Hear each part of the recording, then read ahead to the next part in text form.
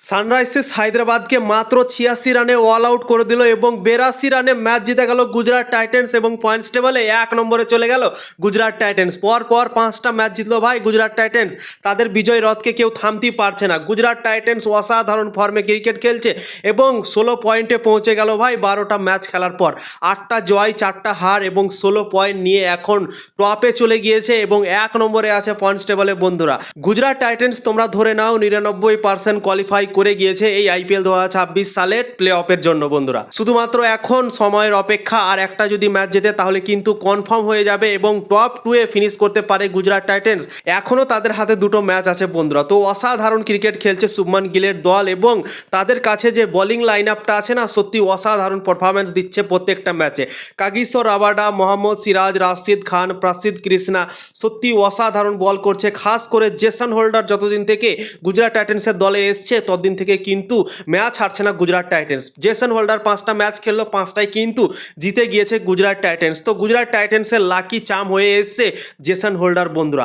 এবং আজকে Sunrisers Hyderabad bowling তো ভালো করলো কিন্তু ব্যাটিং ভালো করতে পারলো না বন্ধুরা।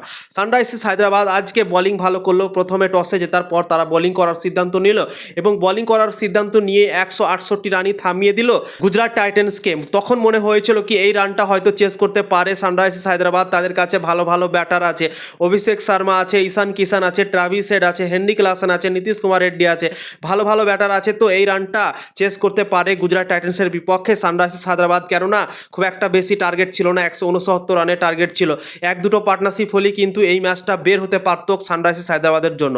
কিন্তু এত ভালো পারফরমেন্স করলো না বোলিংয়ে গুজরাট টাইটেন্সের বোলাররা, পার্টনারশিপ করার সুযোগই দেয়নি। ট্রাভিস হেডকে 0 রানে প্যাভিলিয়নে ফেরালো, অভিষেক শর্মাকে মাত্র ৬ রান করে প্যাভিলিয়নে ফিরিয়ে দিল, ঈশান কিষানকে ১১ রান করে তাকেও প্যাভিলিয়নে ফিরিয়ে দিল, তারপর ১৪ রান করে হেনরি ক্লাসেনকেও ভাই আউট করে দিল। তো যে প্লেয়ারগুলো সানরাইজার্স হায়দ্রাবাদের দল থেকে ভালো ক্রিকেট খেলছিল, রান করছিল, তাদেরকে ভাই আজকে টিকতে দেয়নি এবং পার্টনারশিপ করার সুযোগই দেয়নি বন্ধুরা। এবং তাই জন্যই গুজরাট টাইটেন্স আজকে ৮৬ রানে অল আউট করতে পেরেছে সানরাইজার্স হায়দ্রাবাদকে এবং ৮২ রানে অনেক বড় মার্জানে একতরফা ম্যাচ জিতে গিয়েছে বন্ধুরা। তো অসাধারণ পারফরমেন্স করছে গুজরাট টাইটেন্স। মনে হচ্ছে কি তারা চুপচাপ ভাই পয়েন্টস টেবলের টপে গিয়ে এখন দাঁড়িয়ে গিয়েছে বন্ধুরা। তো তোমরা ধরে নাও একটা দল অবশ্যই কোয়ালিফাই আমার মনে হয় করে গিয়েছে। এখন 3টে স্লট এখনো বেঁচে আছে বন্ধুরা। 3টে স্লটের মধ্যে কিন্তু দল অনেকটি আছে, প্রায় ৬-৭টা দল আছে বন্ধুরা। তো সেই ৬-৭টা দলের মধ্যে কোন দল যে 3টে স্লট পাবে সত্যি ভাই দেখার বিষয় হবে। অনেকটা রোমাঞ্চক হয়ে গিয়েছে এখন পয়েন্টস টেবল, দুর্দান্ত লাগছে, অসাধারণ লাগছে। আমরা এখন পর্যন্ত জানতে পারছি না, ১১টা-১২টা ম্যাচ খেলা হয়ে গেছে, তাও আমরা বলতে পারছি না কি কোন দল কোয়ালিফাই করবে প্লে অফের জন্য বন্ধুরা। কেকেআরেরও চান্স আছে, চেন্নাই সুপার কিংসেরও চান্স আছে, রাজস্থান রয়্যালসেরও চান্স আছে, পাঞ্জাব আছে, আরসিবি আছে, হায়দ্রাবাদ আছে, সবারই চান্স আছে বন্ধুরা প্লে অফে কোয়ালিফাই করার জন্য। তো এখনও ভাই বোঝা যাচ্ছে না কি কোন দল কোয়ালিফাই করবে। তো আশা করছি 13টা করে যখন ম্যাচ হয়ে যাবে তখন বোঝা যাবে কি হ্যাঁ কোন দল কোয়ালিফাই করতে চলেছে টপ 4-এ বন্ধুরা।